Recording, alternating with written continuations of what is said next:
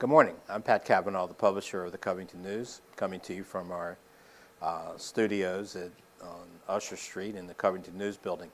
I hope you had a good week. It sure was nice to see a touch of spring, and hope that continues. I want to talk a little bit today about a gentleman who died this past week, Claude Sitton. He was 88 years old, and he as far as I'm concerned, was a hero.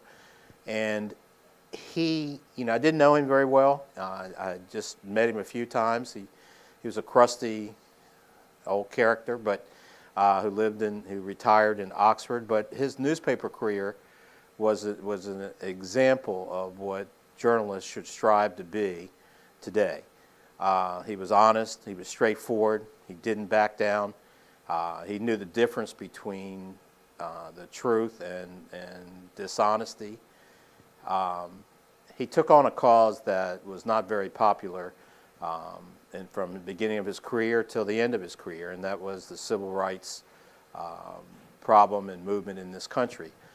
Claude started out as a AP copy editor and writer, and our former publisher Charles L. Morris told me that back in the day when the news also had a telephone pole that was that people could call in on, that you could always tell Claude when he sent something in and had a concern, because he would punctuate, he would put in the periods verbally where they were supposed to be, the commas.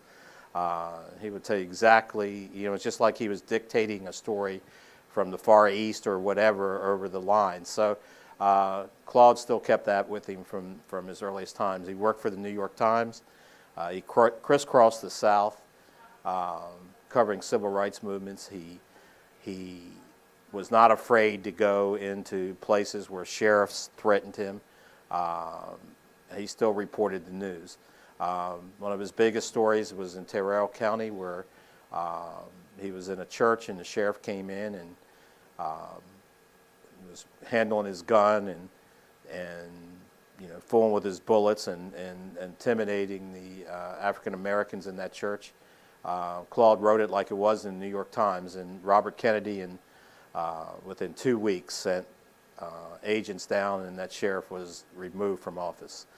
So Claude, was the type of guy that, like I said, would look you straight in the eye and tell you exactly what he thought. He wasn't a big man, but he had a big heart. And when he retired, he went from the New York Times and became the editor of the Raleigh News and Observer, which was, a bastion of Southern newspapers. And he continued his honest and unwavering work on civil rights there.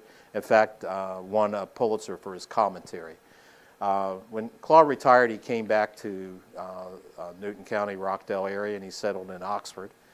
And with the intentions, he told me one time over coffee that he wanted to help start a journalism program.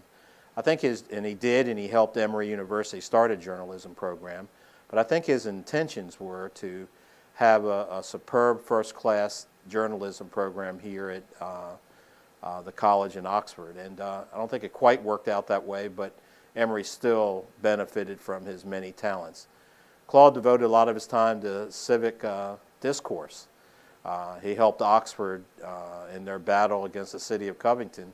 I'm sure some people still have some wounds from his words and his actions when the city wanted to expand the airport into Oxford.